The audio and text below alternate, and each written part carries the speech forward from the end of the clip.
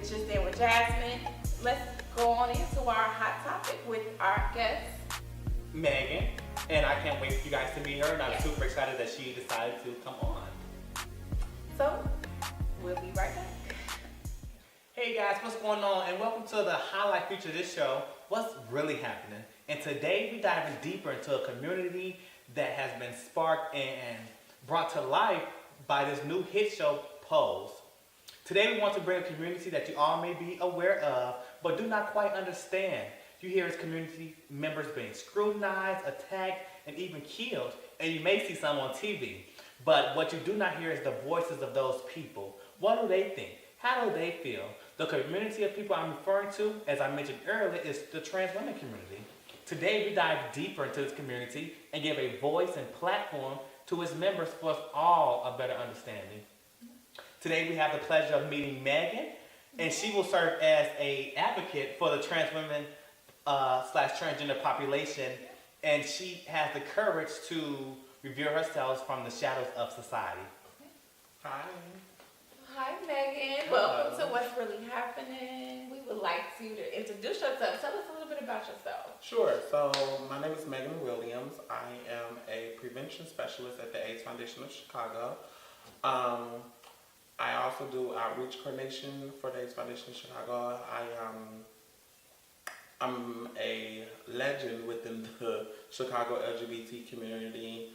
I host events. I do a plethora of things, and I'm pretty known. So, yeah. Well, there you go. So, Meghan, we're just going to get right on into the interview. I know we have some questions to maybe clear up some things for people that's not, like you said, don't really understand. Sure. So, let's get right on into it. So, have you seen the hit show Pose? I have seen the hit show Pose. I hope that they can get renewed for a second season because the first episode was really, really good. That first episode was really, really good. So, Meghan, do you think that Pose is a fair representation of the underground gay scene that everybody don't get to see? Yeah, a lot of times I feel that by it not being really so much mainstream or people not being aware of the ballroom community, they hear tits and bits and pieces of the ballroom community, so they kind of like grab everything together and just throw it all together. Mm-hmm. I've been in the ballroom community since 2008, so about 10 years now. And that's fairly new to me. I have never even heard of the ballroom. See? Yeah. So, but Pose is definitely a good representation of it. All of the things that like teenagers go through, getting put out, happening to go to a mother's house or someone that you look at as a mother. You know, one thing that I learned is that we're not able to choose our birth family, but we have other people that we can choose as our family. We can have people that we call brothers, have people that we call sisters, and not even have blood with each other, but you grow a closer bond with them. Like you connect better with them. So with Pose being that new show, I feel that they do have that old school, as I would say, feeling, like bringing it back to how it used to be. Yeah. And so, do you think, right off the top, I'm sorry. Go ahead. No, it's okay. I know we kind of like, we don't really have the order to go. Right. But what is something, what is the proper term that you would like to go by? Because I know some things can be offensive, and we just want to get that clear, because, you know. Yeah, of course. Yeah, so let's explain to people the do's and don'ts of Being transgender. Dressing transgender. So, I am a transgender woman. I identify as a woman. I live my life every day as a woman. I identify, my pronouns are she, her, and hers. So anything male related, like he, him, his, would be offensive to me. That just because that's how I feel, that's not how every transgender person feel, or gender non-conforming person, which is a person who doesn't conform to one gender. They may go by they or them instead of he or hers.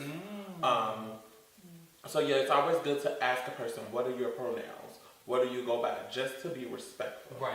But I'm glad that you asked. I do go by she, her, and hers. And you asked the do's and the don'ts. Yeah, and I was going to say, like, I know a don't to me, to address my trans friends, is not to say, like, tranny or anything. I know that that's, like, kind of off limits. So how did you feel about that? Is tranny an off-limits word? And Well, what words are off-limits? it depends on who you're talking to. It depends on your relationship with that person. Me, personally, I don't mind the word tranny. I've always looked at it as a short word to saying transgender or transsexual because it's a long word. Right. And you just don't want to say it sometimes. So I don't have a problem with the word tranny as long as like it's not used in a derogatory way. I know that some gay men may have some may have what do they call it? A problem with the F word. Oh, fag. Yeah, have a problem with someone saying fag, but some don't. Some use it in conversation. Like some women may have a word with the word bitch, but some use it in conversation. So tranny to me is fine. I don't mind it, but it is a few that I do mind. I don't like a cross-dresser.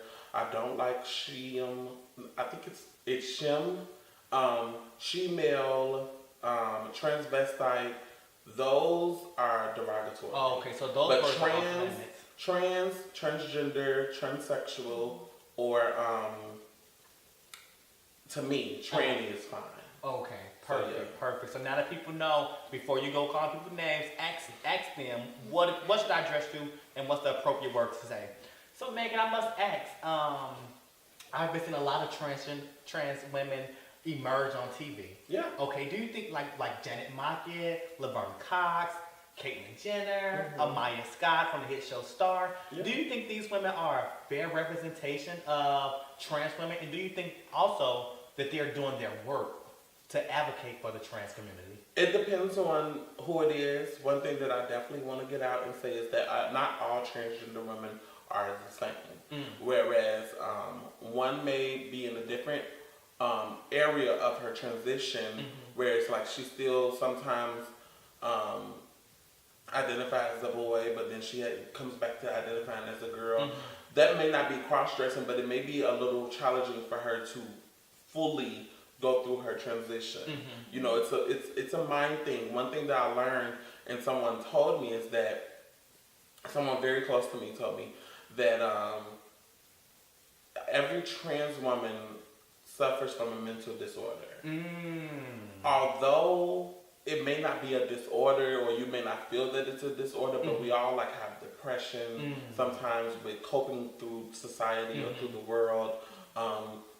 So yeah, every trans woman is not the same. But the women that you did name, Janet Mock, Laverne Cox, Amaya Scott, they are great representations of transgender women. It is some women. Let me throw in this. What about T.S. Madison? And I throw her in because I know on her platform she kind of says that, you know, she's sleeping with other women's husband and she's this BDB, big dick bitch. Yeah. Well, I mean, with the sleeping with other women's husbands, I find that's awful. That's inappropriate. You hear that out loud. You hear that when it comes to even basketball wives or, you know, love and hip hop. You hear the same thing. So you say, what's the difference, right? Yeah, what's the difference with transgender women? I mean, sometimes she could be a little vulgar with the things that she says, but I still feel like in some ways, more than others, she represents our community well. Hey, can you tell us what are some of the challenges that you face as being a transgender woman?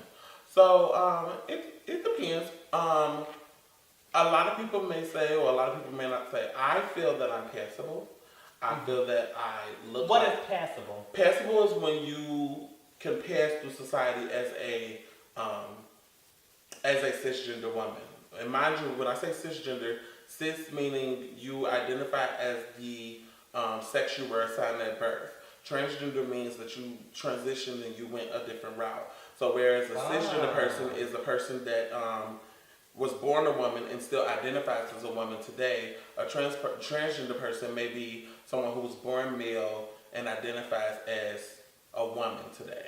Thank you, dropping jewels. You dropping jewels. See, I don't think everybody knew that. I didn't know that, and I definitely know you didn't know that. Yeah. So with you all, I don't want to put stigmas on you, but I believe that you're a cisgender woman and you're a cisgender male.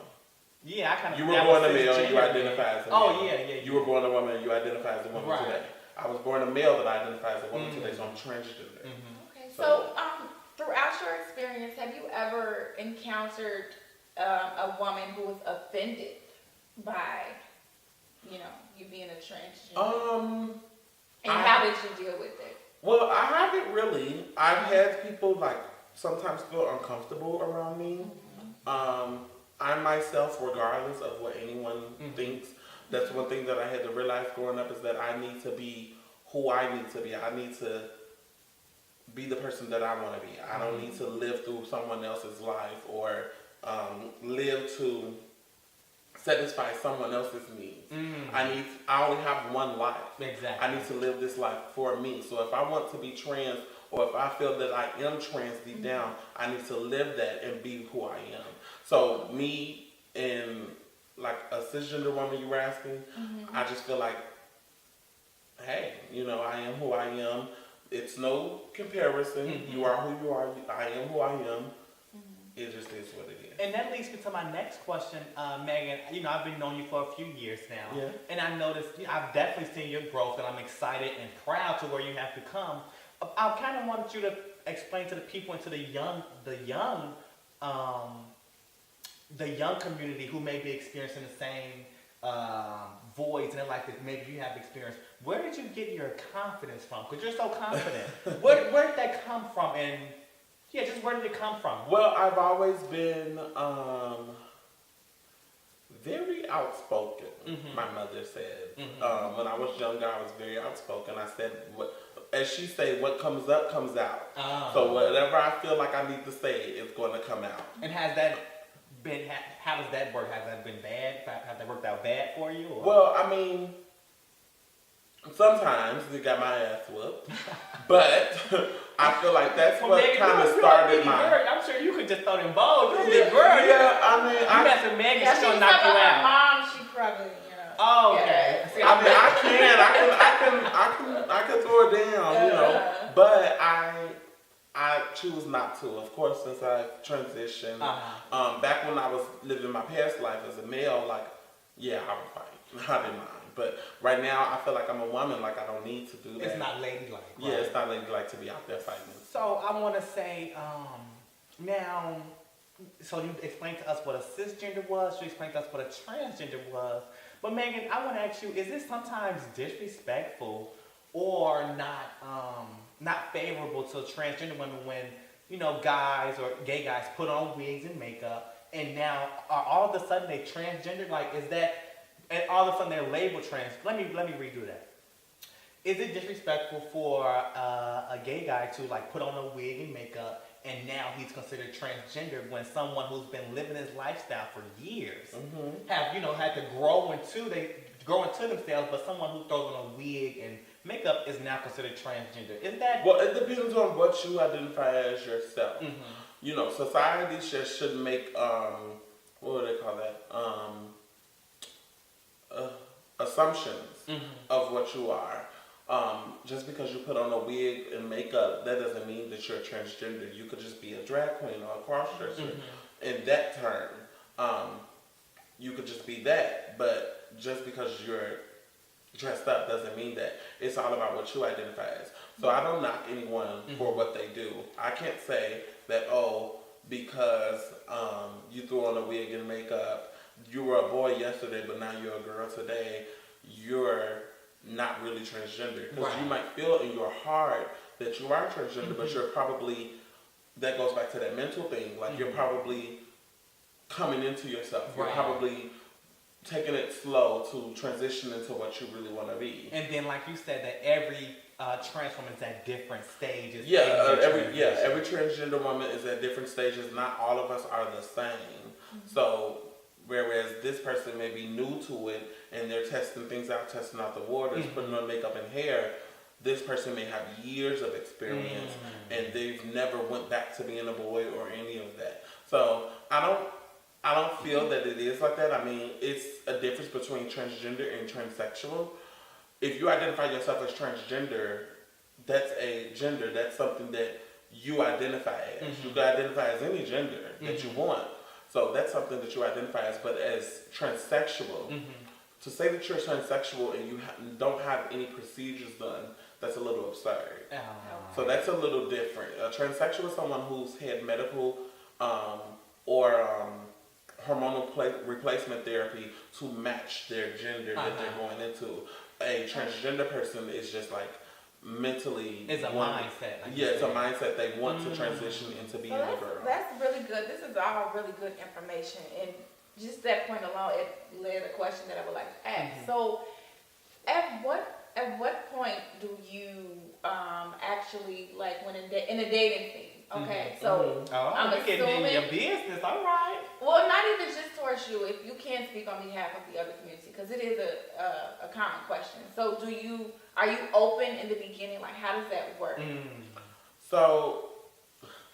Now you're not even tricking about it. Wait. Like, I really want to touch on that. Well, maybe you said it was passable, so I am passable. I don't trick guys. I tell them right off the bat that I am trans. I mean, to me, a lot of times I feel that my voice is what really gives it away. It's a little raspy. It's a little deep. It's a little raspy. It's a little deep. So sometimes people can tell that I'm trans just by listening to my voice and can tell that I am what I am. But I tell it anyway. I don't hold it back. I let it be known. Right. I'm not one of those people who, I'm a woman, I'm not going to tell you I'm a woman. Because in some people's eyes, I may not be passable. Some people may say, hey, that look like a man. You know, some people may say, I can't tell. Like, I really can't tell. So I never even give up the presumption that, that's a woman, you know? Like, I never give up the presumption of I am what I'm not. Right. You know, I tell people right off the bat, and I believe in living in my truth. In order for me to be comfortable in any space, I have to let it be known that I'm a transgender woman. Because if I'm not letting it be known that I'm transgender, I feel that I'm uncomfortable. I feel like I'm hiding something. And I don't want to hide it.